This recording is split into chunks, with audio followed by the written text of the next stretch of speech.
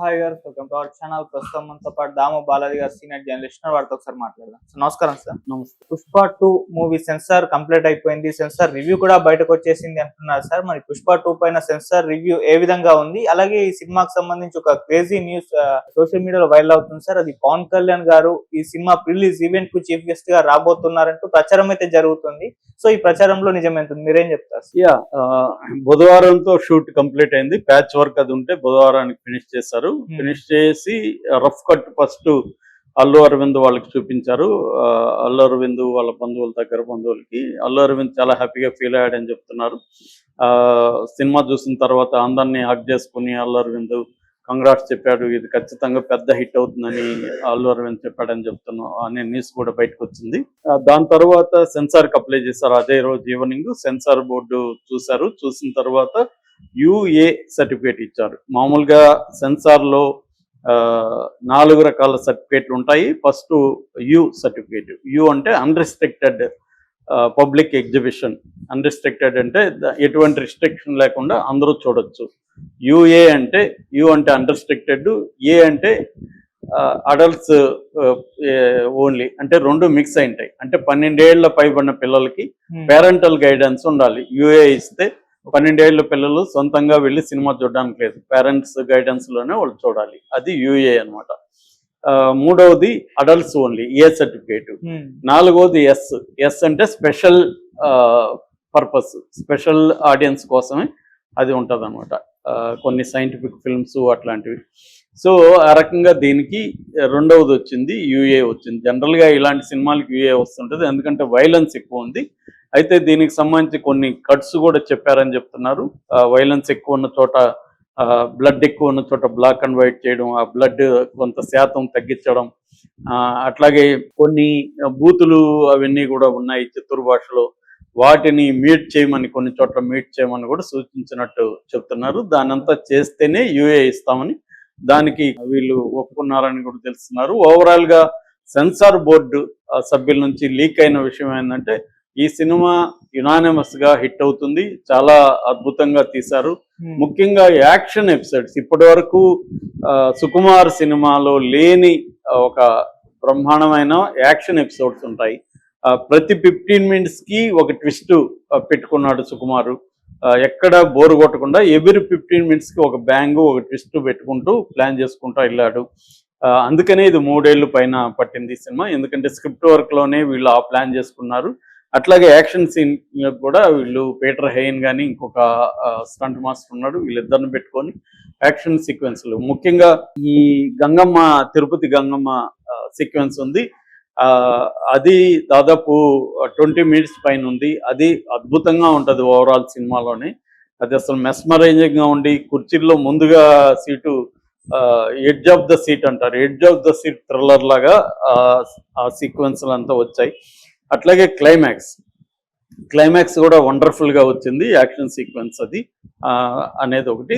ఇంకా ఎమోషనల్ సీన్లు కూడా, ముఖ్యంగా భార్యతో తనకు ఉండే ఒక ఎమోషనల్, అది కామెడీ కావచ్చు, రొమాన్స్ కావచ్చు, సీరియస్ కన్ఫ్రంటేషన్ కావచ్చు, ఈ కైండ్ ఆఫ్ ఎమోషనల్ సీక్వెన్స్ కూడా, అంటే ఇతను ఎదిగే క్రమంలో భార్యతో తనకు వచ్చే రకరకాల ఇష్యూస్ కావచ్చు, దాన్ని ఎలా డీల్ చేస్తాడు అనేది కావచ్చు, ఇవన్నీ కూడా బ్రహ్మాండంగా వచ్చాయని చెప్తున్నారు. అట్లాగే విలన్ ఫాహిద్ ఫాజిల్ ఒక శాడిస్టిక్ కామిక్ విలన్ లాగా అతన్ని ఇంట్రొడ్యూస్ చేసి దాంట్లో వదిలేశారు.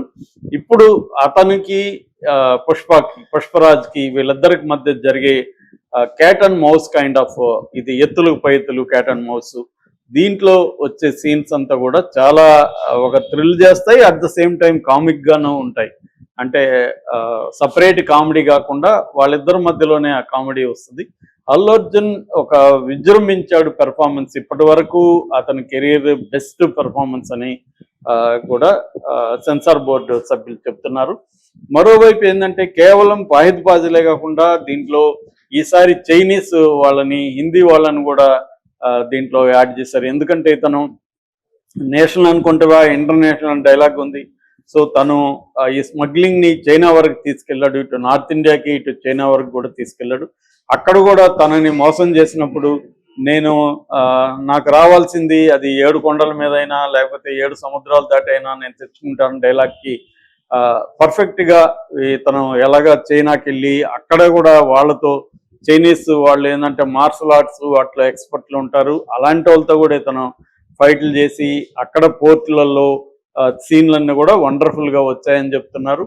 సో ఇదొక అంటే ఒక పాన్ ఇండియానే కాకుండా ఒక గ్లోబల్ లెవెల్లోకి తీసుకెళ్లే విధంగా ఈ సినిమా ఉంది.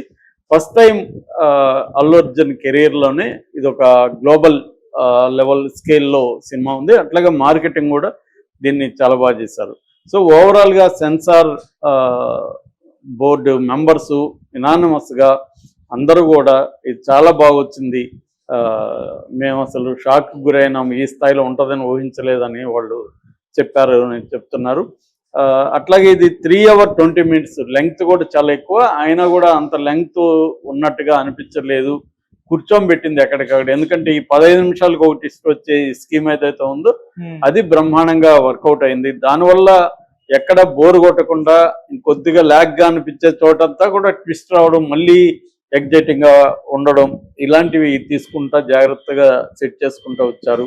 ఇటు ఫ్యామిలీ, ఇటు బిజినెస్, ఇటు పోలీసుల వైపు నుంచి, వివిధ రాజకీయ వైపు నుంచి మల్టిపుల్ విలన్స్ ఉండడం, ఇదంతా కూడా ఇంట్రెస్టింగ్ గా వచ్చిందనేది చెప్తున్నారు. అట్లాగే అల్లు అర్జున్ గెటప్స్ కూడా ఈసారి వెరైటీ గెటప్స్ రావడం, దాన్ని పోర్ట్రే చేసిన విధానం, ఇవన్నీ కూడా చాలా పర్ఫెక్ట్ గా వచ్చింది. అట్లాగే లాంగ్వేజ్, ఆ లాంగ్వేజ్ లోనే ఒక బీటీ, అంటే మాది కూడా చిత్తూరు జిల్లా, ఎనీ లాంగ్వేజ్ లో బీటీ ఉంటుంది, దాన్ని కరెక్ట్ గా తీసుకురావాలి. ఇప్పటివరకు నాకు తెలిసి చిత్తూరు జిల్లా లాంగ్వేజ్ ని పర్ఫెక్ట్ గా సినిమాలో పుష్ప తప్ప ఇంకే సినిమా తీసుకురాలేదు. మిగతావన్నీ నెల్లూరుదా ఇది గుంటూరుదా అన్నట్టు మిక్స్ అయిపోయింటాయి. మనకి రాయలసీమ కానీ ఏదో ఒక మిక్స్డ్ లాంగ్వేజ్ వస్తుంది, ఇది అట్లుగా ఉండి పర్ఫెక్ట్ గా తమిళ్ కలిసి మచ్చ అనడం, ఇట్లాంటివంతా తమిళ్ లాంగ్వేజ్లే. స్వామి అని పిలవడం కావచ్చు, ఇలాంటివంతా తమిళ బార్డర్ కాబట్టి తమిళ్లో మిక్స్ అయిన ఒక తెలుగు స్లాంగ్ ని వీళ్ళు పర్ఫెక్ట్ గా చేశారు. ఈ సినిమాలో ఇంకా బాగా జాగ్రత్తలు తీసుకున్నారు, ఎందుకంటే అప్పుడు ఫస్ట్ దాంట్లో ఎక్కడెక్కడ డైలాగ్స్ ఫెయిల్ అయ్యి ఏంటి, దాన్ని ఇప్పుడు ఎట్లా పెంచాలి, డోస్ పెంచాలి, నెక్స్ట్ లెవెల్కి తీసుకెళ్ళాలి అనే దగ్గర పర్ఫెక్ట్ గా సుకుమార్ టీం వర్క్ చేస్తుందని చెప్తున్నారు. అట్లాగే ఇది ఆల్రెడీ రికార్డులు కూడా క్రియేట్ చేస్తుంది. బుక్ మై షోలో 1.1 million కి దాటేసింది ఐఆమ్ ఇంట్రెస్టెడ్ అనేది. పేటిఎం లో కూడా 1.3 million దాటింది. యాక్చువల్ గా 1.1 దాటిన సినిమాలు తక్కువే ఉంటాయి. అంటే ఇప్పటి వరకు 2+ వెళ్ళింది కేజీఎఫ్, దాని తర్వాత 666, బాహుబలి, ఇలాంటి సినిమాలు. దాన్ని కూడా దాటేది, ఇంకా టైం ఉంది కాబట్టి వాటిని అన్నింటినీ కూడా ఇది బ్రేక్ చేస్తుందని కూడా చెప్తున్నారు. అట్లాగే దీంట్లో మలయాళీ ఆడియన్స్ కోసం ఒక మలయాళీ లిరిక్ కూడా బిగినింగ్ లో ఒక పాట, అది కూడా పీలర్స్ అనే పేరుతో నిన్న అల్లు అర్జున్ ప్లే చేసి వాళ్ళకి చూపించాడు. ఎందుకంటే నా మలయాళీ ఫ్యాన్స్ కోసం నేను ఏదన్నా చేయాలి, వాళ్ళు నన్ను ఎంతో ప్రేమిస్తున్నారు అని నేను అడిగిన దేవిశ్రీ ప్రసాద్ ఇలా ప్లాన్ చేశాడు అని చెప్పి వాళ్ళు ప్లే చేస్తే విపరీతమైన అక్కడ రెస్పాన్స్ వచ్చింది. తర్వాత ఇది వరల్డ్ వైడ్ గా కూడా రికార్డులు క్రియేట్ చేసే విధంగా 11,500 థియేటర్స్ పైన రిలీజ్ అవుతుంది.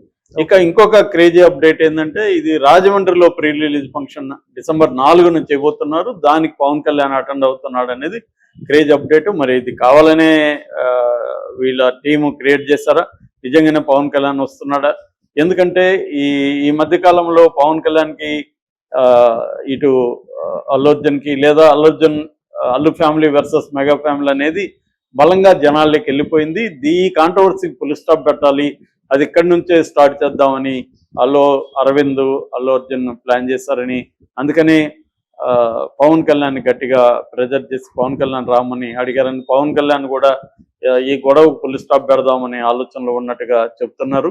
ఎందుకంటే మొన్న కూడా మద్రాసులో ఏం పీకలర్ బ్రదర్ అని అల్లు అర్జున్ ఫ్యాన్స్ పవన్ కళ్యాణ్ ఫ్యాన్స్ ని అడ్డు చేసే విధంగా పీకే అనే వచ్చే విధంగా పెట్టారు వాళ్ళు.